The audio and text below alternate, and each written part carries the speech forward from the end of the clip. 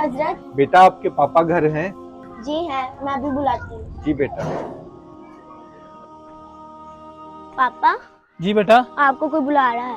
अच्छा बेटा, मैं देखता हूँ। अस्सलाम वालेकुम हजरत। वालेकुम अस्सलाम। भाई मोहल्ले की मस्जिद में काम हो रहा है, कुछ चंदा मिल जाएगा? हजरत, मैं पिछले 2 महीनों से बेरोजगार बैठा हूँ। इंशाल्लाह अगली दफा देखेंगे। कोई बात नहीं भाई, अल्लाह पाक आपको रोजी दे। आमीन।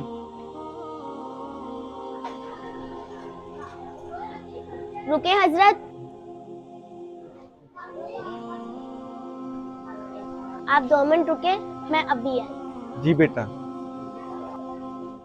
बेटा, आपने उन हजरत को क्यों रोक लिया? आपको पता तो है मेरे पास पैसे नहीं है।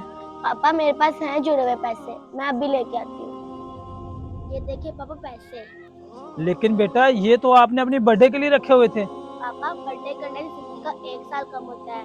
मुझे इन पैसों को फजूल चीजों में खर्च करने के बजाय अल्लाह के घर में लगा देना चाहिए, जिससे हमें जीते जी भी सवाब मिलेगा और मरने के बाद भी। बहुत अच्छी बात बेटा, ये पैसे आप मस्जिद में लगा दो। जी पापा। ये ले हजरत।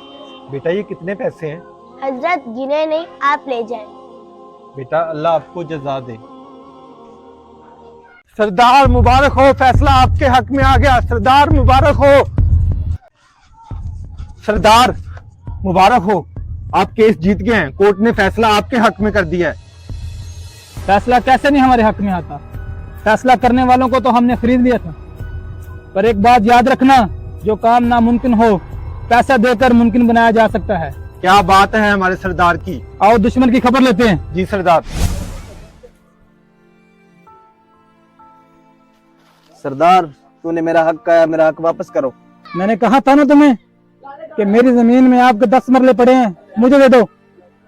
आपने नहीं दिए। अब आ गया तुझे सुकून? सरदार मुझ पे रहम करो, मेरी जमीन वापस करो। अल्लाह की लाठी बेआवाज होती है, उससे डरो।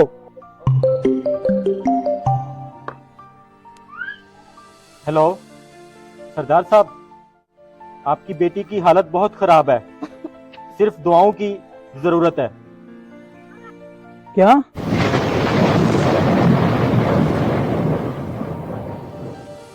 मैं आपकी जमीन आपको वापस करता हूँ और आपसे माफी भी मांगता हूँ, पर एक दुआ करना कि मेरी बेटी ठीक हो जाए। इंसान के लिए एक ही आवाज़ काफ़ी होती है कि अल्लाह की लाठी बेआवाज़ है। वीडियो अच्छी लगे तो शेयर लाजमी करना।